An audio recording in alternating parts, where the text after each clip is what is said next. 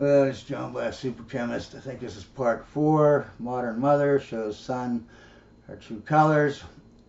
And what I was saying in the last video is this is what I'm talking about, how brainwashed they are, okay? Even when I can go show them all the statistics, how 90 relationships, 90% of the time women leave. Marriages, 80% of the time women leave. Okay, when it comes to domestic violence, okay, obviously if they're both, a big chunk of it is just both of them being jerks, being abusive.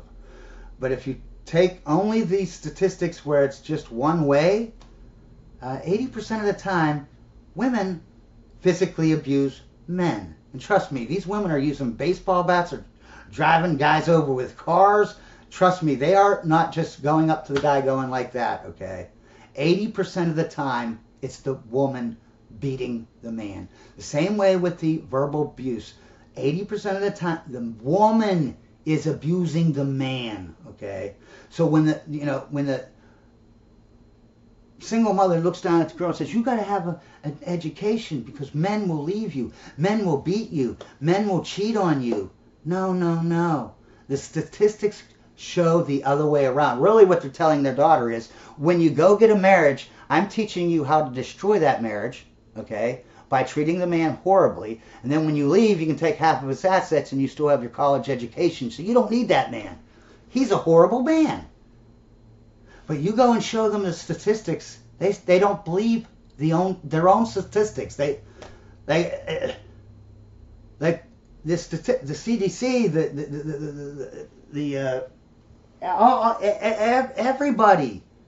everybody, the Pew statistics, I can't even think because I'm so hyper strung now, but there are millions of statistics that you can get from the government, from different government agencies, that show all the same thing, that women are abusive, women cheat. Women, actually the cheating part, they're about even, okay? Men slightly cheat more than women. But after this last year, seeing how much women lie, and it's not even, a lot of the time, it's not even that they're lying, it's that they put emotion above facts. That's what it is. Their brain is geared to put emotions above facts. So they're not really lying, they're putting their emotions up here, even though they're crazy, over these facts that are logical. Yeah. So you can show them, that's how, I've always said men are horrible, right? All my life I've agreed. All my family's sitting there saying, yeah, men are horrible. They did this. And I'm like, yeah, they are horrible. Yep, men are horrible. But what was I basing that on? I was only basing it on my single mother and all her single mother children telling me this. All the people that hate men telling me this. But when I looked at the statistics, it's the opposite. It's the other way around. Yeah. So, you know what I did? I changed my opinion. I changed my view. But see, these people, these women, they're so brainwashed. They don't care what statistics are. They don't care. They don't care that 80% of all of the entire black population in the United States, they don't care that 80% of them are born into single mother homes now. That 41% of the entire population in the USA, 41% of children are born into single mother homes. They don't care.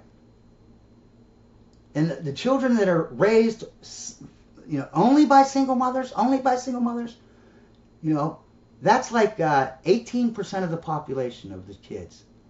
18% of the kids in this country are not only born into a single mother home, but they are raised in a single mother home their whole childhood, or most of their childhood. 18%. But yet 90% of runaways run away from single mother homes. 90% of runaways that, come back to the parent after a month or whatever, 90% they're from single mother homes. 80% here, I don't have the thing here, but 80% are, here we go, here. 63%, even though 18% are raised by single mothers, 63% of the youth suicides, kid suicides, 63% come from single mother homes. 71% high school dropouts, 70% kids in mental institutions, 80% kids in prisons, 85% of kids with severe behavioral disorders, rapists. 80% of our rapists come from single mother homes, even though there's only 18% of our kids are raised by single mothers. Only 18% are raised by. We could literally get rid of homeless kids, runaway kids, dropouts, prison kids, disordered kids, rapist kids, teen pregnancy. We can get rid of all of this. All we have to do is stop having single mothers. That's it. 81% of teenage pregnancies from single mother homes. They create their victimology, right? Right? They create 80% of the rapists, even though they're only 18% of the only 18% of the kids are raised by single mothers. They create 80% of the rapists, and then they point. So they love it. And when you point it out to this, they don't care, because they know if they change things, how could they point at men and say, look, they're rapists. Look, all men are rapists. Well, they're the ones creating the rapist. It's insane. They create, just like with my mother and the first husband. She created all the drama. She created all the hate. And she cheated and left him. And then called him a horrible person. And then I see my other siblings, right? Like, one comes up from out of state, right? Of course, he drives the 16 hours a day to drive up here, right? Obviously. For a week, he follows her around like a little puppet, little puppy dog, little nobody, right? Does everything she wants, everything whenever she wants, doesn't bat an eye. You want to do that? Let's go do it. Yo, here's some money. Oh, let's do this. Let's do that. And then after a week, 8 days or whatever it was, he's still doing it, even to the last day. All day long, does what she wants. And then it's 9 o'clock at night, and they're at the bar. He says, well, I got to wake up in the mornings because I have to drive 16 hours, to get us. He doesn't say all this, but he basically says he wants to go back home.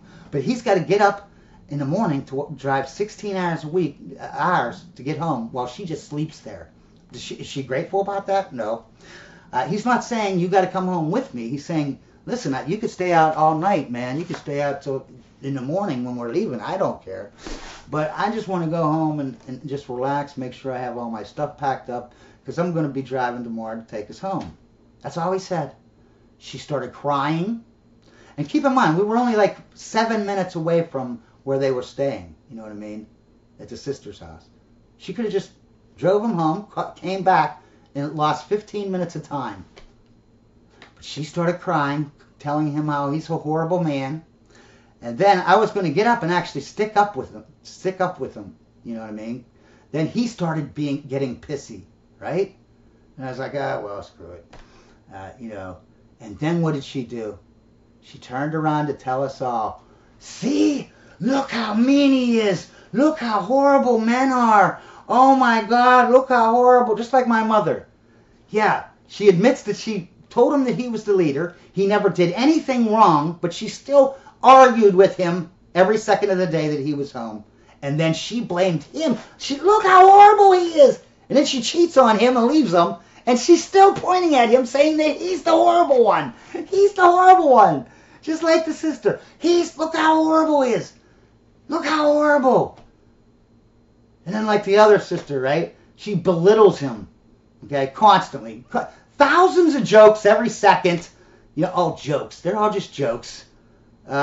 Belittling him and putting him down. Okay? And, and then last year we're at the bar. And he got drunk, and for no reason, none. He just started acting like a jerk, like you're a bitch. And then he just left, just went home. And what did she do?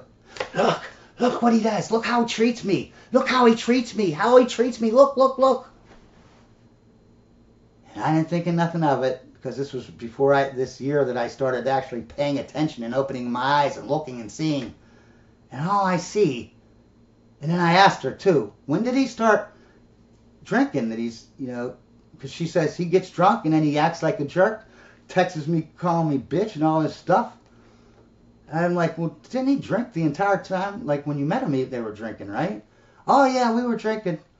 Well, when did he turn? Was it like a week or a month or even 6 months where he was just hiding it and then it came out because that's who he is? No, no, no. It took years, years, years, a year, 2 years, 3 years, whatever, for him to start acting like a jerk. Only when he's drunk, though. Okay, this guy is so nice that he can't. She's treating. And then I'm thinking back in my memory. I don't know. I never hung out with them really back in the day. But I hang out with them now, and she just constantly belittles him.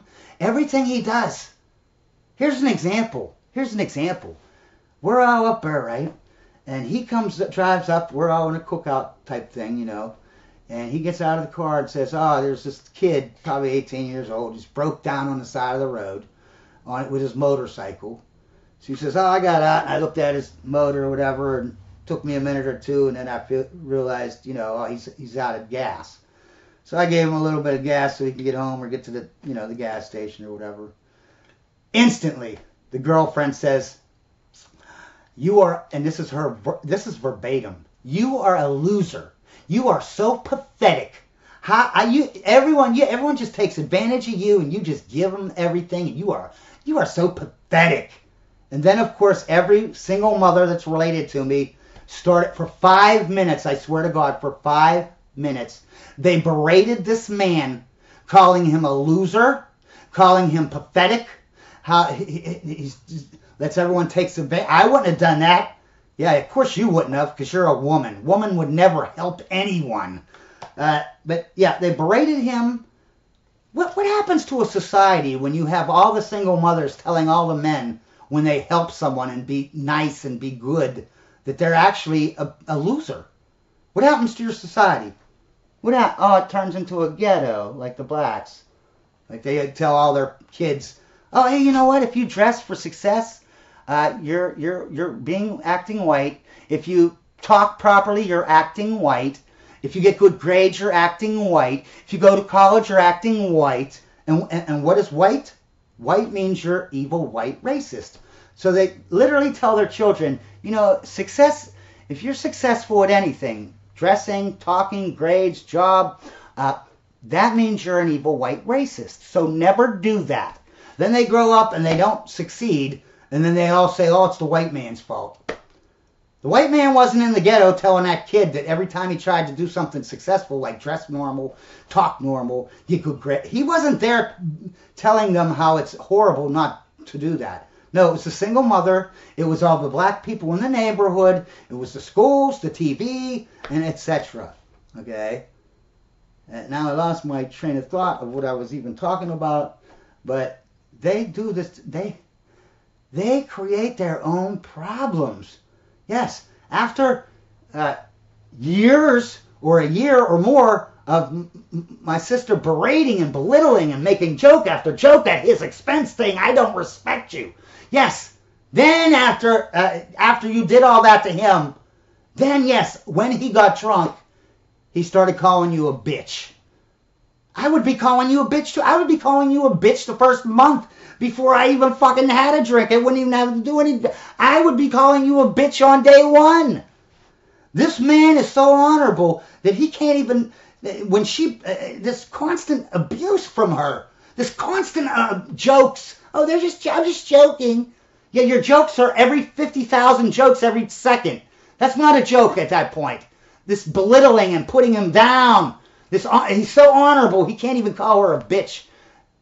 Unless it takes a year, 2, 3 years before he can have the nerve to be that mean, to call her a bitch. But it ain't being mean. He's just so nice. He's such a great guy that he can't even say when she's abusing him that, hey, you're a bitch, stop that. He waits for years of abuse. And then only then when he's drunk at his drunkest, then it comes out that, hey, I can't stand being abused by you every second of our relationship. Every second that we're talking together. Every second that we sit together. You told me to shut up every second. I've seen many times where she just comes up and we're sitting there. Yins all just shut up. Just like a non-binary. Yins all shut up and listen. I got things to say. Yins are all just men.